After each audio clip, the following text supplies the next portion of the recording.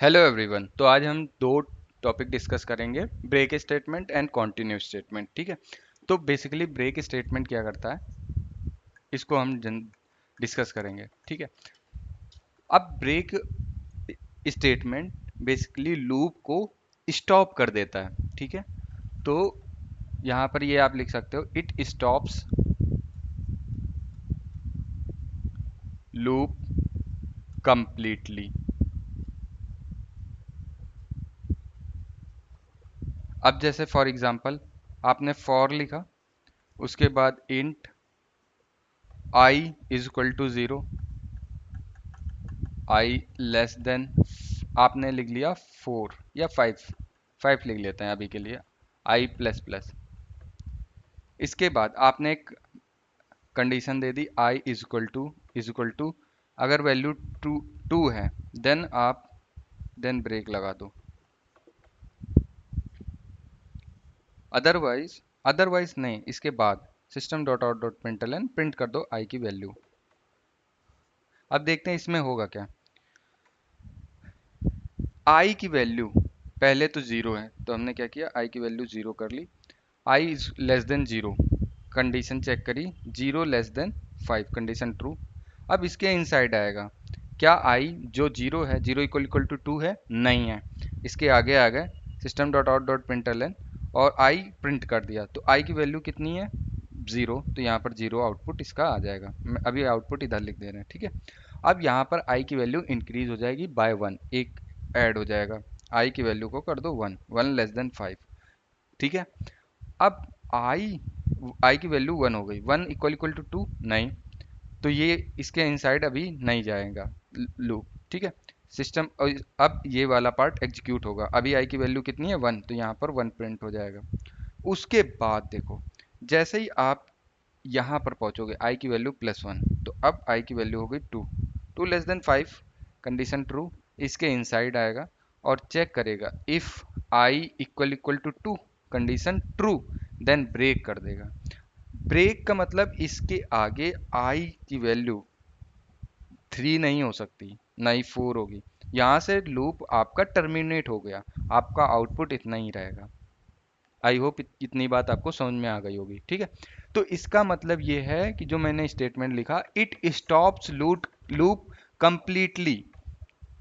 आपका लूप जो आपने फॉर लिखा, उसके बाद अगर ये कंडीशन आ गई, तो ब्रेक स्टेटमेंट की वजह से लूप आपका टोटली कंप्लीटली स्टॉप हो गया, इसके आगे एग्जीक्यूशन नहीं होगा। ठीक है। आई होप आपको समझ में आ गया होगा। अब कंटिन्यू की बात करते हैं।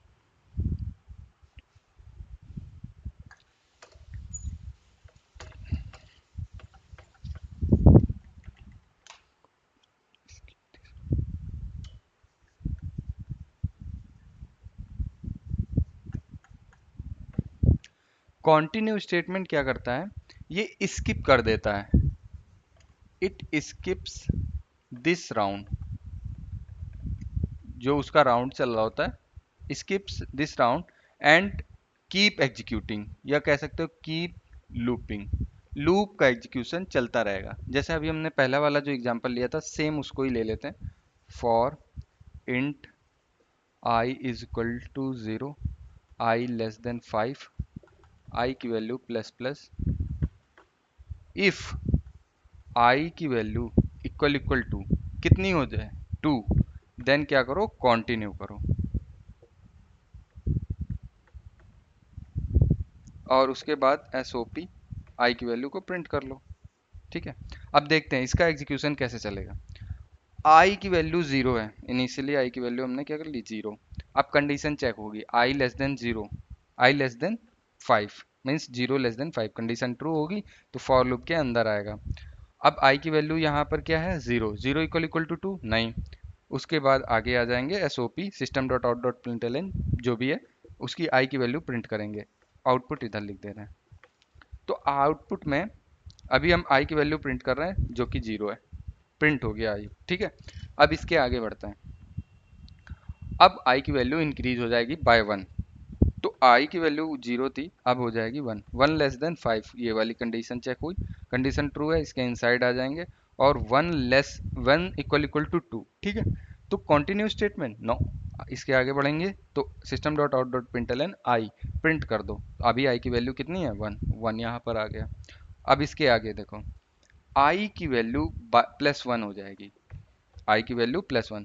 तो आई लेस देन 5, +1 की तो आई की वैल्यू 1 हुई, 1 से 2 हो गई, +1, तो 2 लेस देन 5, कंडीशन ट्रू। अब फॉर लूप के जैसे ही अंदर आया, यहाँ पर आई की वैल्यू हो गई 2, 2 equal equal to 2, condition true. Then continue statement, तो इसके आगे का पार्ट एग्जीक्यूट नहीं होगा, यही लिखा है स्किप दिस राउंड और कीप लूपिंग। तो इतना इसके आगे का पार्ट स्किप हो जाएगा, एग्जीक्यूट नहीं होगा। अब इसके आगे फिर से एग्जीक्यूशन स्टार्ट हो जाएगा, और अब आई की वैल्यू 2 थी, अब आई की वैल्यू हो जाएगी 3, 3 लेस देन 5। इस बार प्रिंट नहीं होगा, इसका ये वाली जो लाइन है वो एग्जीक्यूट नहीं होगी, इसके आगे का एग्जीक्यूशन नहीं होगा, इस बात को आप ध्यान में रखना। 3 लेस देन 5 कंडीशन ट्रू, और 3 equal equal to 2 no. System dot out dot println, मतलब स्टॉप, यहाँ पर 3 की वैल्यू प्रिंट हो जाएगी, आई की वैल्यू। अब उसके बाद आई की वैल्यू 3 है, अभी +1 कर देंगे तो यहाँ पर 4 हो जाएगी, 4 less than 5 condition true, 4 equal equal to 2 condition false. इसके आगे आएगा system dot out dot println 4 यहाँ पर, और यहाँ पर हम क्या कर लेंगे, इसको 4 प्रिंट कर देंगे। इसके बाद आई की वैल्यू +1 करेंगे तो आई की वैल्यू हो जाएगी 5, 5 लेस देन 5 कंडीशन हो गई फॉल्स, दैट्स इट।